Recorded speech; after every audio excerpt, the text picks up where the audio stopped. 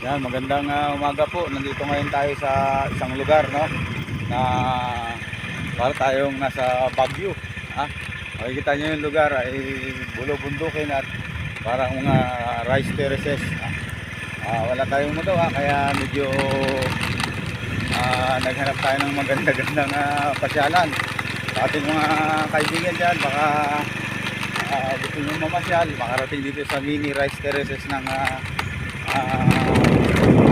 lugar sa probinsya ng Occidental Mindoro. Kaya po kaganda yung ating area dito, kaya tayo po ay nahinggan yung maglibot-libot muna. Yan.